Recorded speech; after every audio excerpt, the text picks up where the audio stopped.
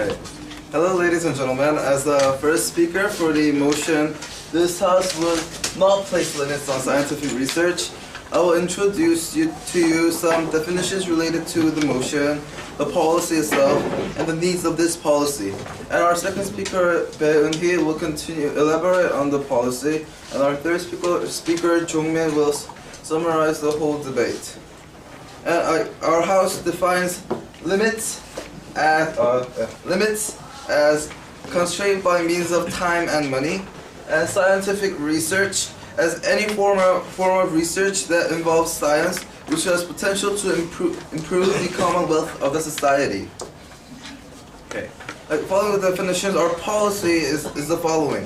The government will not pressure scientific researchers through time or monetary constraints, giving research full support for possible profitable outcomes, and there will be regular investigations on these research facilities. Ladies and gentlemen, why is this policy needed, you might ask? There are desperate needs that make this policy a necessity. The first need for this policy is that Korea is stuck in the middle between Japan and China. Korea is lagging behind Japan with their innovative technology and marketing skills, and China with their vast land and human capital of 13 million people. Especially China, economists all around the world dubbed China the rising dragon that will soon become a dominant force in the global market. Korea needs improvement. Limits on research will only slow down Korea and decrease its competitiveness. And our second need is that because even full support of the government is not enough for the developments that our country needs, our House will not place any limits on scientific research. Limitations on scientific research will only prevent the growth that Korea desperately needs. It will not be able to even have any competitiveness globally. Korea needs to change. And Charles Darwin once said, "The only constant in life is change, adapt or die."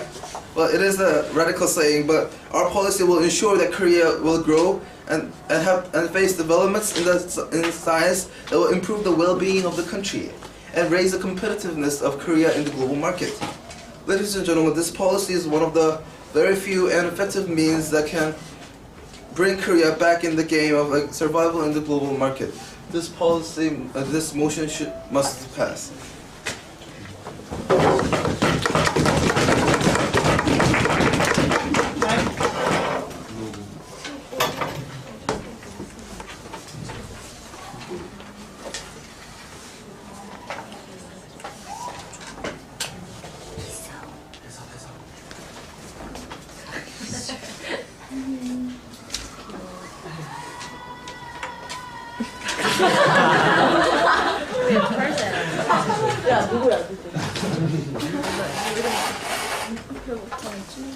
Meso is the first speaker for the opposition. Give me your hand.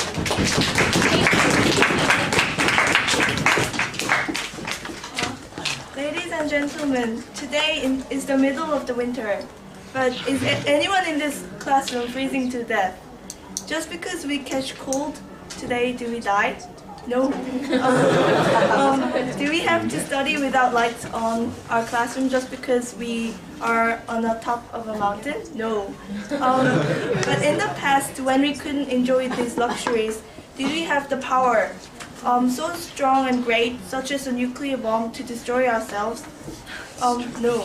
Although we can enjoy so much due to great developments in science and technology, many moral issues have risen and human rights have been greatly ignored.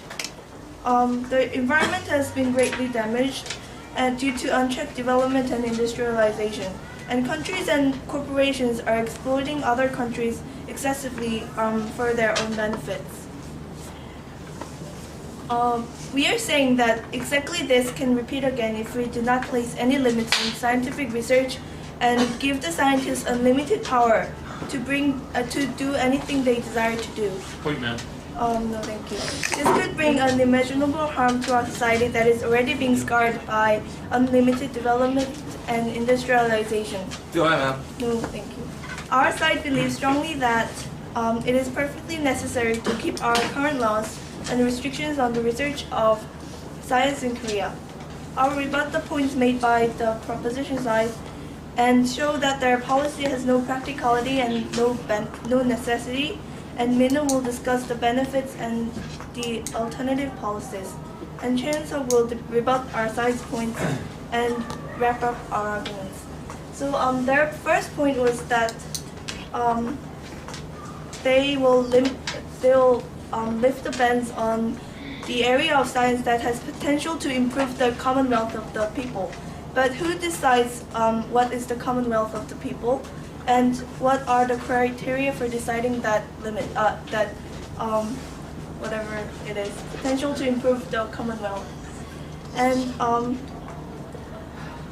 our side says that it has no practicality because they'll never be able to decide perfectly what the criteria are for commonwealth. And necessity point is that they said that we need to we need to lift our bans on research of science because with limits we can't face the global competition from China and Japan. But this doesn't really seem to relate directly with scientific research. And with limits on research and science, our country has developed greatly in the past. And no, thank you. And it still faced competition in the past as well from China and Japan, and we've survived that. And I don't see why we can survive that also in the present and the future. And they mentioned the global market, but I think they failed in explaining how exactly science relates to the global market. Thank you. POF.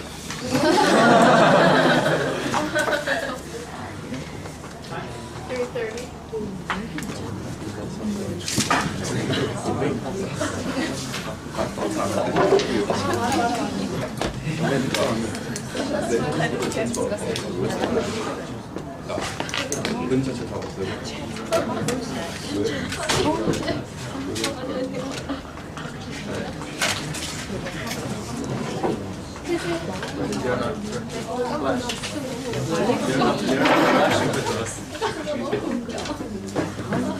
Stupid.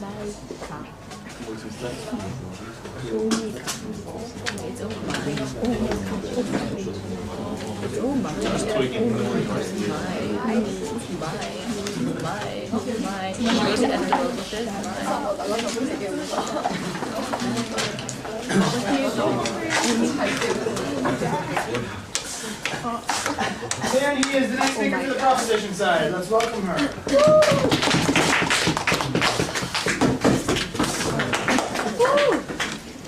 Ladies and gentlemen, I can only laugh at the first speakers. They are obviously afraid to argue with us, to clash with us, to come to the heart of the debate. They have not responded to any of our speeches, and the first speaker merely just gave us some rebuttals, which didn't prove to be quite effective. First, I will start by rebutting their points. Hezal, the first speaker, have argued that the industrialization have brought environmental damages. Ladies and gentlemen, this is why we need our policy, because since the environment is so damaged, since there are so many fossil fuels being used, without the limit on the scientific research, we could improve the scientific research and find a way to cure, to find a renewable energy to fight off the environmental pollution that we have been facing. And also, the first speaker have questioned who decides what the Commonwealth is, and obviously the government will do it right now. And she has also argued why we need it right now at this point, because even though China was always been next to Korea, it has been never a threat until now. It is growing at fast pace, catching up to the Korean's economy, and this is the point exactly when we need to lift the limits of the scientific research to improve, to enhance the researches that our scientists are taking. Yes, ma'am. Are there currently limits of research of renewable energy? Like you Yes. mentioned? Yes. Are you sure? Yes.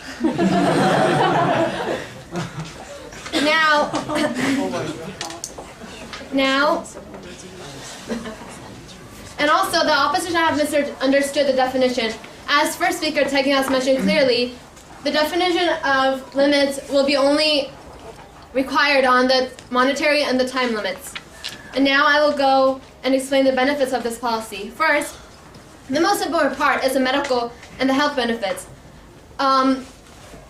The most famous case is the Alzheimer's disease. There has been a lot of controversy because of the use of embryos. So by lifting the limits of this research, of the stem cell research, we could find, the scientists can find a cure, to help those people who are diagnosed with this disease.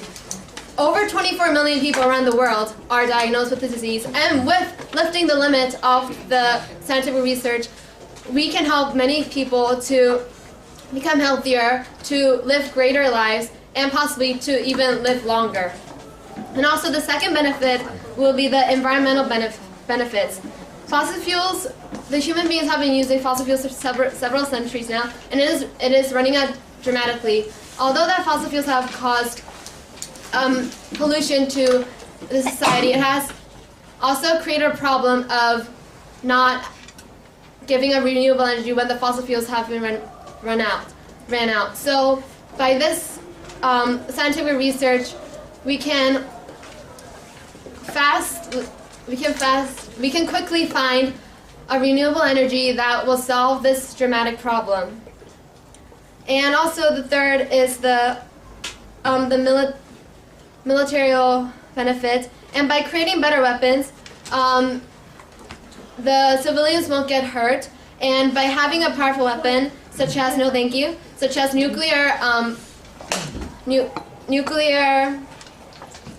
bombs, countries will refrain from starting a war on sudden impulse, and by having this strong weapons, the governments will refrain on it, so they won't just start a war, and it will help to lessen the civilians. And since and the practicality of the benefit will be that the government will be giving a full support to the researches that will actually help the commonwealth of the society, and it will make sure that the money is being used correctly, not being abused by the scientists, by having watchdogs, investigation, as Tegan has mentioned, and so the money will be not abused and will only be used in the efficient means. So by having this desperate need, and the practicality and the benefits, this policy should pass to help Korea grow into a stronger country and for the future well-being of Korea. Thank you.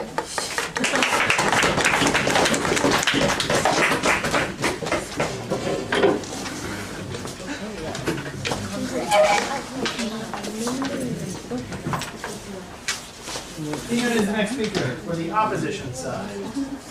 Welcome. Ladies and gentlemen, we are playing a dangerous spinning game today. With this policy, our priorities, our morals are at stake, and this House firmly believes that it must not pass. As a second speaker, I will show why this policy is not beneficial and propose an alternative policy. First of all, I would like to make some rebuttals.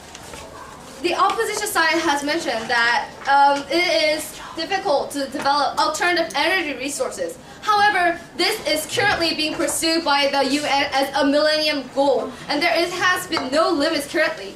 And what we pursue are not funding and time for researches that take our priorities and moralities to a risk.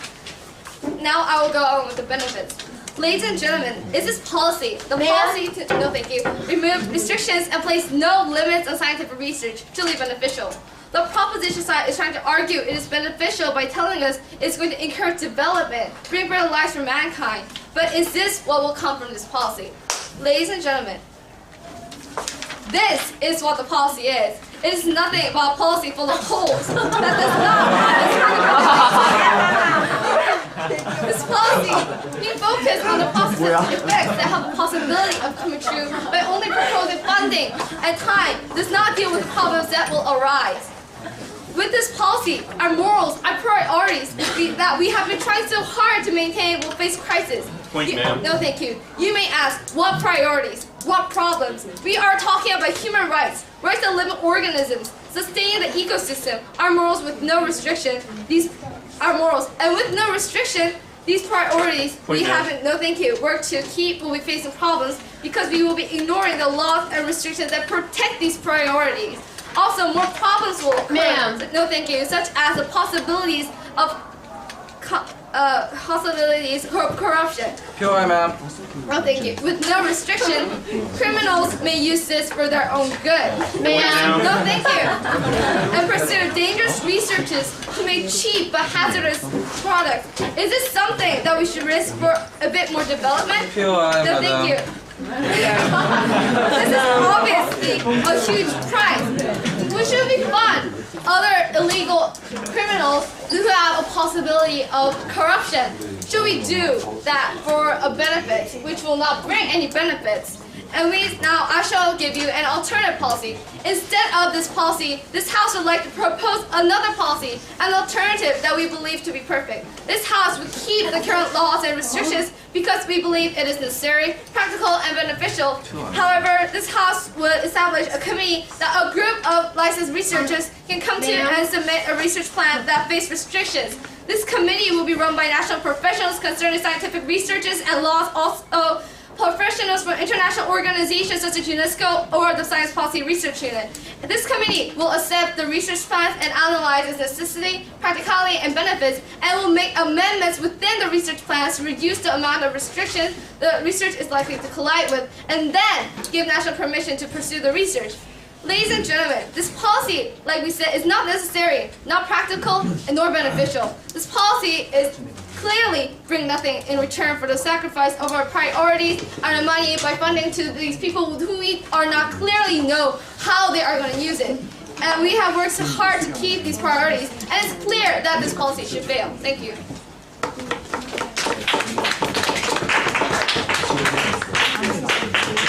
I'm going to give 30 seconds for these floor speeches.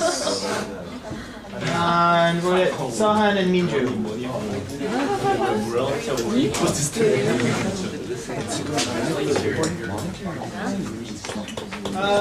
If not Sohan. Why not?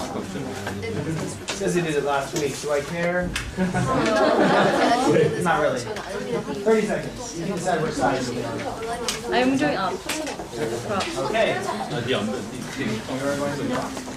30 seconds max.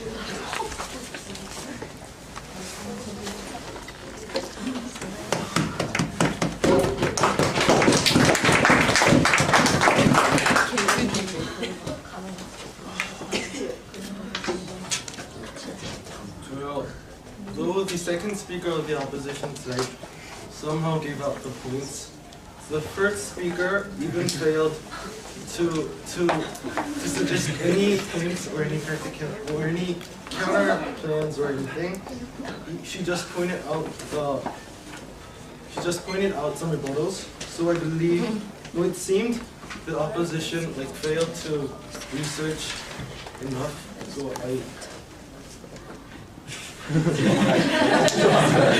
And your time is up. Thank you, sir.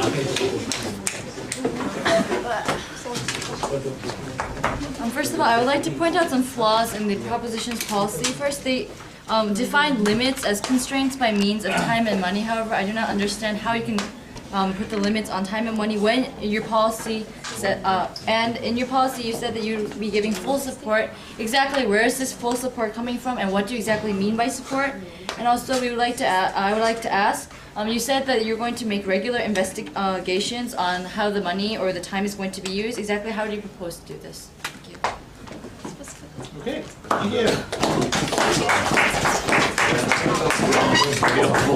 Panjang, Mr. Gray is going to finish the opposition's case. Let's welcome him.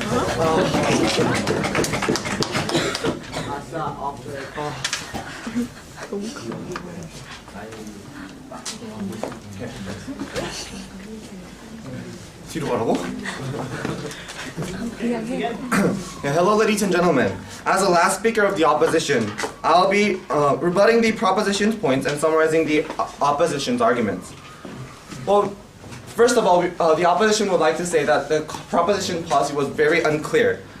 Minju has also pointed out that the concept of limit was very vague, and because the proposition defined it as monetary and time limits, I mean, like, are there any time limits currently?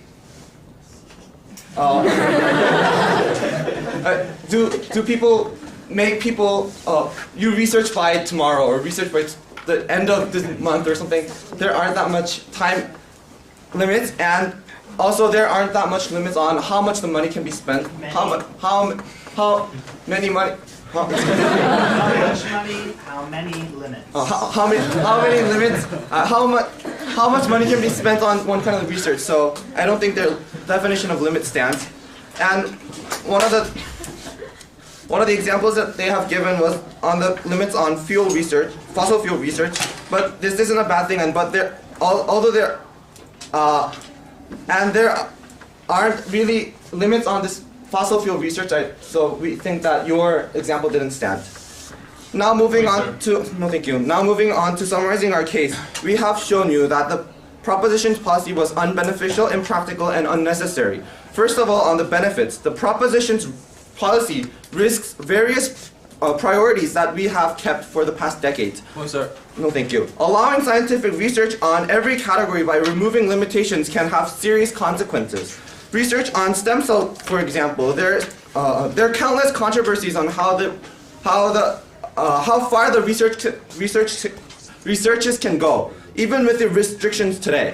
Without any limitation, scientists can freely conduct researches on morally unstable subjects that people have not agreed on the morality of the subject. And such, for example, considering how much old fetuses can be considered as a human being. Second of all, no, thank you. Second of all, on the necessity, they have given the rise of China in the global market or the high technology of Japan as an example, and the opposition thinks that they're not products of free scientific research. The opposition doesn't see a clear link between the free research without limitation and Korea's going back on the game by promoting more researchers. As the opposition, we have given you a clear counter policy that is unlike the proposition. We will first of all keep the currently existing laws and restrictions because they are products of years of consideration and thus reflect the common beliefs of the modern world. But we acknowledge the fact that some rules have to be bent when the benefits are great. That's why we will create a committee that is composed of licensed researchers and experts, professionals from diverse NGOs. When a research plan is turned in, this committee will judge whether this plan is beneficial or acceptable.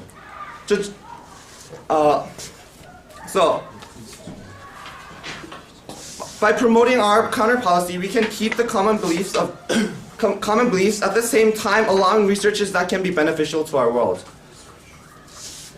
So when we drive ourselves without limit, who knows what people's imaginations can result in.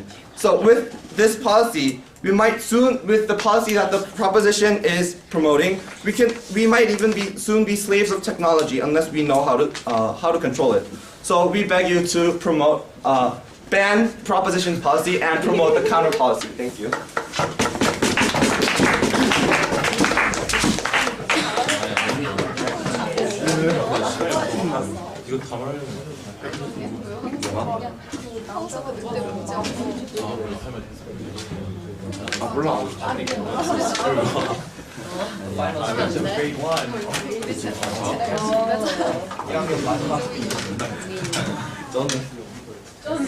Final speech of grade 1. Burden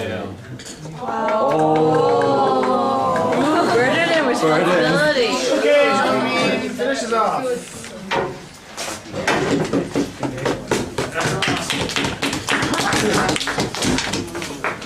Okay, ladies and gentlemen, like it or not, today is the last debate of our semester. However, what we have expected was a high level of debate throughout our learning since starting from this semester. However, what we ended up with was a messy debate thanks to the opposition because they have failed to listen to our policy. They have accused the proposition as a side which actually promotes total breakdown in human rights and ecosystem and morality, according to their second opposition speaker. And also, they have stated with a cute little A4 paper stating that our policy is However, I would say that this is what we call a slippery slope that we have learned in the other class. They have accused us by going too far away. They have stated that the human rights and ecosystem and morality will break down just by promoting and giving no limit and having no limits in monetary constraints or time constraints. We do not see a direct link between human rights and ecosystem morality by promoting, removing the restrictions. Removing the restrictions of monetary constraints. So we like to ask. They seem to be afraid to clash with our policy, just as they were afraid to take the action rather than being a coward. They have totally ignored our policy, our first speaker of the proposition, but because we have stated as a limit as removing these money and time constraints. However, all their policies stated that that according to their third speaker from the opposition, that who knows what we can do with our imagination if we have these full support of money and time. We believe that this is just total nonsense because it has nothing to do with our policy. And also, the first speaker has stated that it will destruct the world with these kind of nuclears. So we believe that we never stated that we are promoting these nuclear wars, so neither we are not going for these anti-human rights. What we are just saying is that we are going to provide more opportunities with money and time that the current status quo does not provide. And so we like to ask that their policy, or at least all their arguments, either it was because they have failed to listen to our side, or it was because that they were busy reading off from their cue cards that they have prepared before. So we like to state that all their points do not actually directly clash with the proposition, because we have told you clearly from the start, from our first speaker from the proposition, that we are going to remove the limits that the current scientists we have in the Korea with time and money. In the status quo, I would like to draw the attention to the situation in Korea. Do we have natural resources? Unlike Saudi Arabia with these fossil fuels, or the South Africa with these minerals and gold, the current resource that we have seems to be only the human resources. And if we have the human resources, what should we do? Should we actually take away all of these opportunities that these people might have by not allowing them the full support from the government, by actually putting a restriction on their monetary or these time? This is the question that we were trying to ask, but that were never answered by the opposition. However, since we have a human resources just like these audience that we have right now, what should we do with them? If they can't, although we have the human resources, if they cannot contribute to Korea, if they cannot contribute to their own if they cannot contribute to their own country, then why do we have them? This is called a brain drain. That the term that I like to come up with is that since we do not have enough facilities, and since we do not support these many competent scientists or these researchers, since we do not give them any much time for them to actually research or develop our own country, they seem to get out of Korea and maybe go to US or to France, where they actually give a high form of quality of these facilities and actually give the full support by the government. All of our workers and all of our researchers and all of our scientists are actually getting out of Korea because current society is not actually providing them with enough money or with enough time. So this was the stance that we took as the proposition, but that were never answered by the opposition. So I'd like to ask everyone to please consider this into consideration and vote for the proposition. Thank you.